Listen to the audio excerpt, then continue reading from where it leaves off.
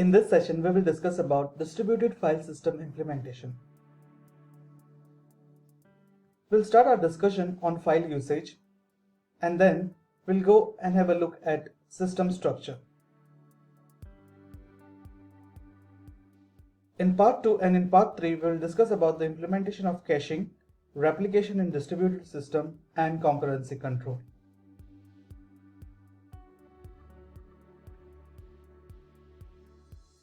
In the year 1981, Satyanarayan made a study of file usage patterns on traditional Unix systems.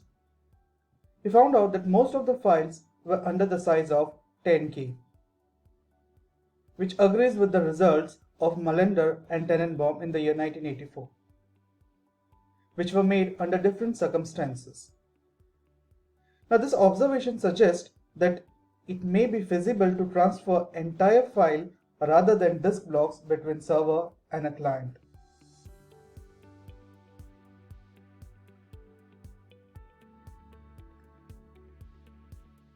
Since whole file transfer is typically simpler and more efficient, this idea is worth considering.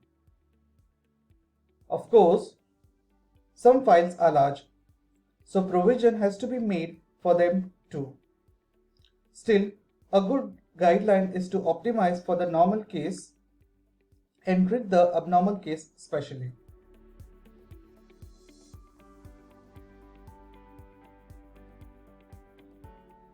An interesting observation is that most files have short lifetimes. A common pattern is to create a file, read it probably once, and then delete it.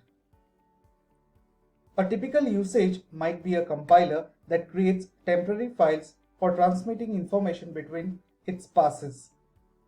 The implication here is that it is probably a good idea to create the file on the client and keep it there until it is deleted.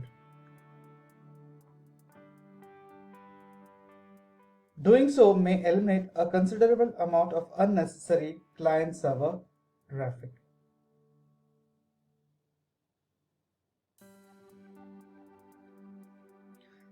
Now, the fact that few files are shared argues for client caching. As we have already seen previously, caching makes the semantics more complicated. But if files are rarely shared, it may well be best to do client caching and accept the consequences of session semantics in return for the better performance.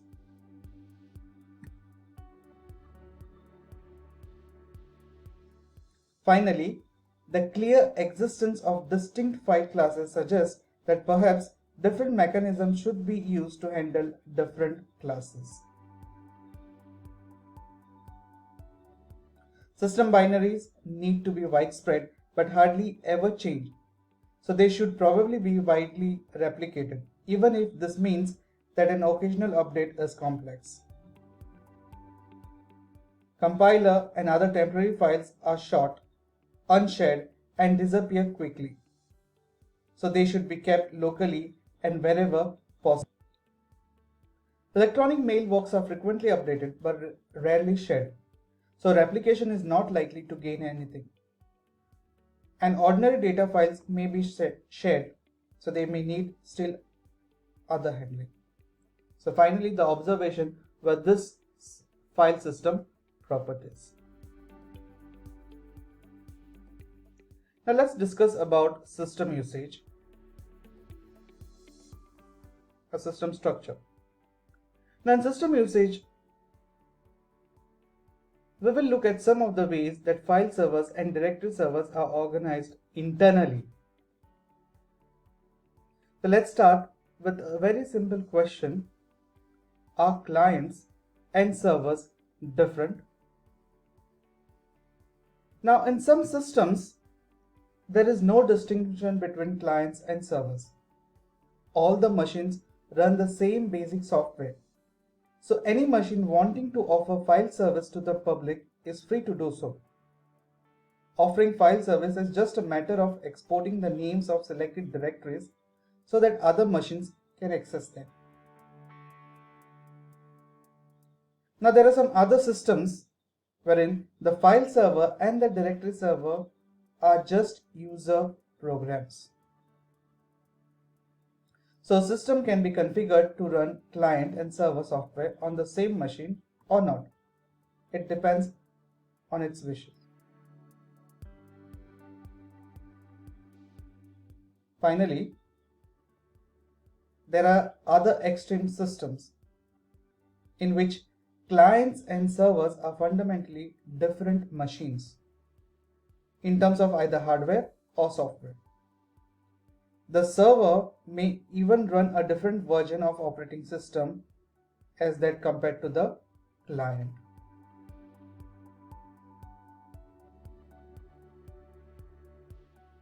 Now let's consider the case of separate directory and file servers for the moment. Now it is possible for a directory hierarchy to be partitioned among multiple servers as shown in this figure. Now suppose, for example, that we have a system in which the current directory on server 1 contains an entry A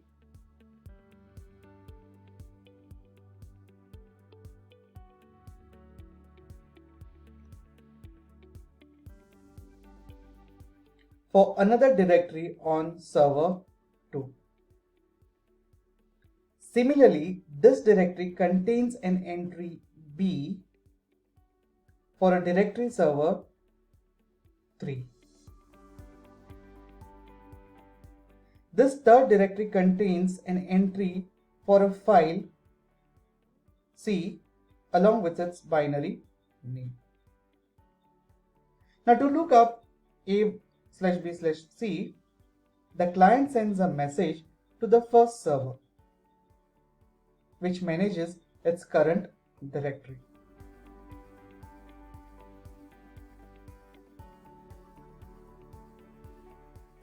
Now the server finds A but sees that the binary name refers to another server. So now it has a choice. It can either tell the client which server holds B and have the client look up B/C there itself. Or the other option is it can forward the remainder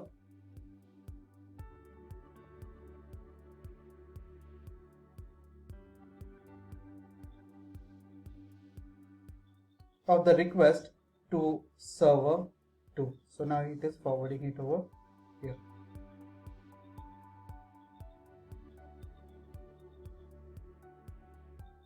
And it does not reply back to the client.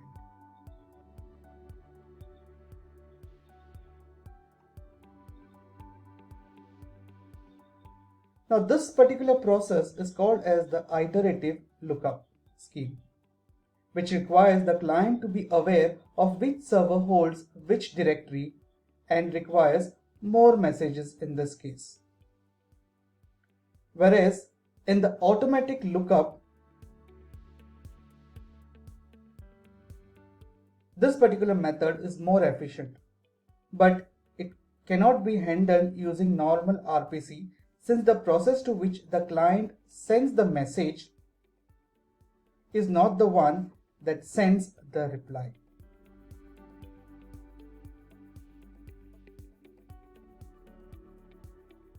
Now there is one school of thought that thinks that servers should be stateless.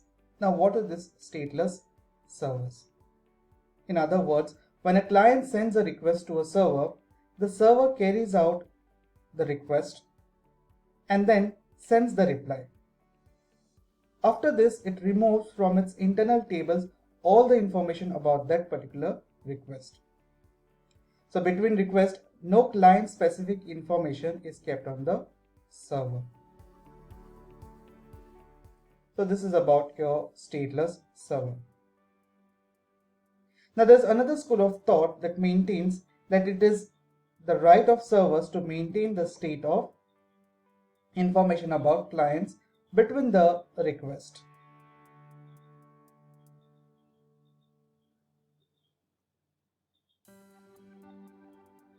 After all, the centralized operating system maintains state information about active processes. So this is a simple differentiation between the stateless server and stateful server. So here in this case it maintains the information, whereas in stateless it does not maintain any information. Now let's have a look at the advantages of stateless server and stateful server. Stateless servers are inherently more fault tolerant. Open and close calls are not needed, which reduces the number of messages, especially for the common case in which the entire file is read in a single blow. No server space is wasted on the tables. Now, when the tables are used, if too many clients have too many files open at once, then the tables can fill up and new files cannot be opened.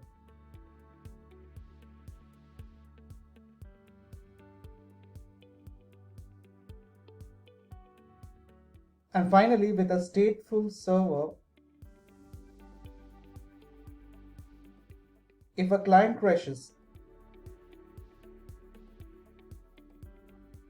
when a file is open, the server is in a bind. If it does something, its tables will eventually fill up with junk.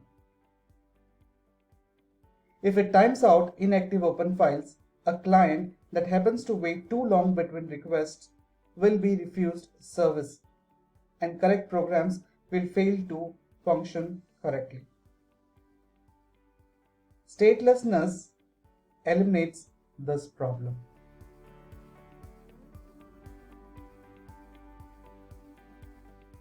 Whereas for a stateful server, since read and write messages do not have to contain file names, they can be shorter, thus using less network bandwidth.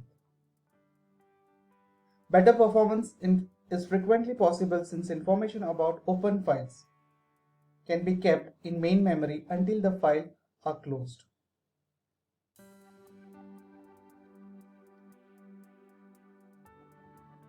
Blocks can be read in advance to reduce delay, since most files are read sequentially. So if a client ever times out and sends the same request twice, for example if it's an append operation, it is much easier to detect this with the state. So usually in this case they make use of a sequence number in each message.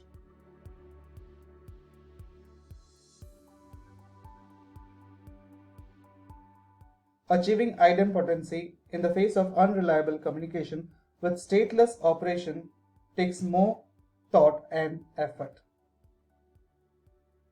And finally, file locking is impossible to do in a truly stateless system, since the only effect setting a lock has is to enter state into the system.